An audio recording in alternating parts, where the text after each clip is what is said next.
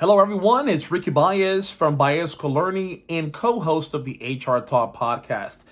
JC and I just finished wrapping up episode number 228. Let me show you real quick. There's setup. 228 is live. We just finished wrapping it up. So we just finished wrapping up episode 228. And yes, we are talking about the coronavirus. We have done quite a few shows on that. That's because we feel it's important that we help our listeners out the best way that we can.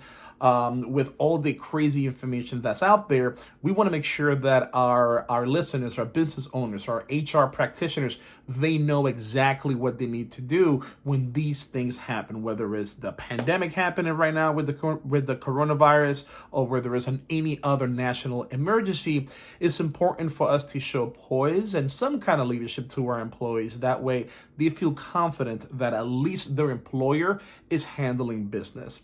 So one of the things that we started talking about on the show, it's the different quick hit points that that organizations should employ out there to make sure that they are doing the right thing for their employees. So the first quick hit that I want to talk about is don't panic.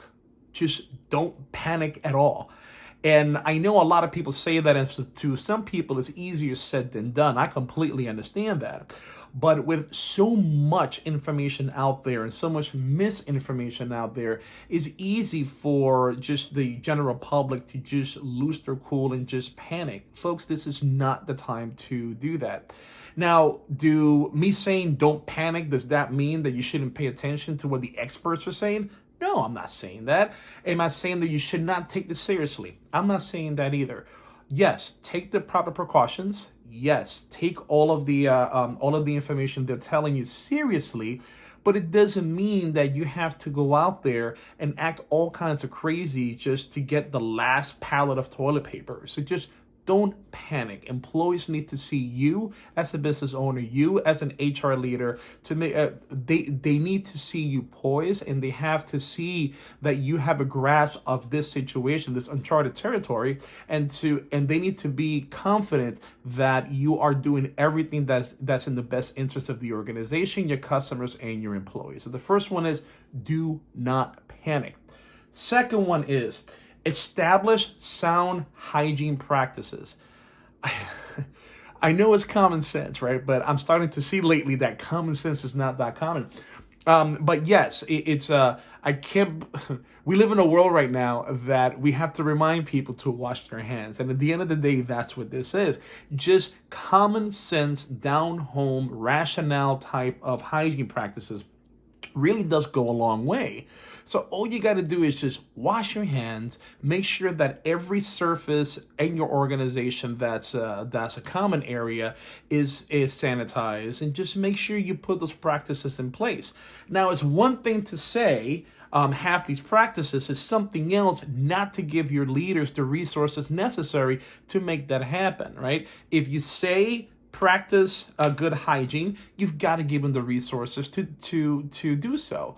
What does that mean? That means have extra garbage cans out there, because I know everybody's trying to be efficient, and they put these garbage cans in centralized locations. So what happens is that when people are sneezing and they're blowing their nose, but they're still on a call, and they know that garbage can is 15 rows over. So what are they going to do until they finish that call? They're going to put that tissue on their desk, and it's going to be there for a while, contaminating that desk. And then until their break, and they have to get up and go throw that tissue out, and they forget about wiping down that table, that desk. But what if you got more resources and you have more trash cans in closer proximity to larger crowds? So more trash cans, more paper towels, more hand sanitizer, just more resources so your employees can do what they need to do. All right, the third one is, and we've been hearing about this for the past couple of weeks, allow your employees to work from home if possible. So I know that for some organizations, you just can't do that, whether it's the nature of the work, or whether it's the technology needed, or just the sensitive information that your organization has. But please do not discount any capabilities of opportunities for the employees to work from home. If the capability is there, give them the flexibility to do so if they want to. If they don't want to work from home and they're not sick, it's okay. Unless your organization says we're shutting down, then that's something completely different. But you do have to take these on a case-by-case basis. Also, with that said, don't forget, here's the fourth one. Don't forget about the Americans with Disabilities Act, ADA.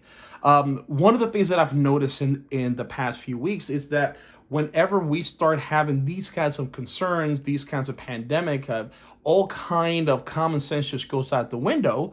And then you've got people who just completely lose their thought process about what kind of an accommodation to give somebody. ADA is there. ADA does not change. The Americans with Disabilities Act I don't want to say force, but they require us, the employer, to engage in a dynamic dialogue with the associate on what he or she can and can't do at work to accommodate whatever situation they have. So we are required to have that conversation. But I know if you're like me, you don't have to wait for the ADA to step in. You are going to engage in that conversation because you actually truly do care for the employee.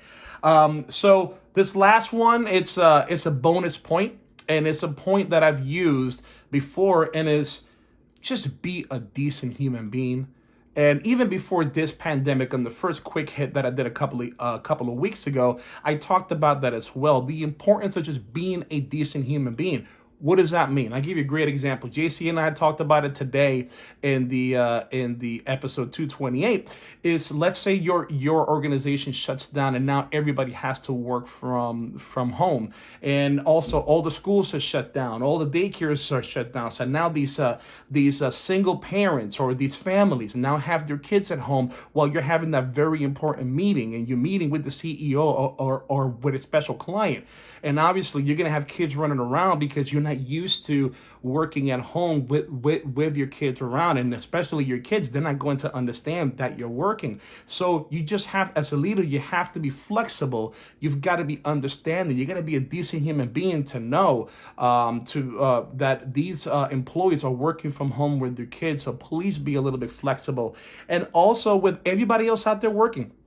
Right now, healthcare professionals are doing quite a bit. The restaurant industries are doing a lot. Actually, here in Central Florida, all three big theme parks are shutting down. So some people are getting paid, some people are not getting paid. It's all uncharted territory. So right now, the best thing everybody can do is don't panic, practice good hygiene. Don't forget about ADA, and folks, just be a decent human being. At the end of the day, it really boils down to that. And at times like this, you find out who are the people you can count on, who are the people who you can follow in case an apocalypse happens. And you'll find that people who freak out. Either way, just calm down, don't panic, be a decent human being, and this will be over before you know it. But it is going to get worse before it gets better. The important thing is we don't panic. All right, folks, thank you very much. Hopefully this helps, and I'll see you next week. Have a good one.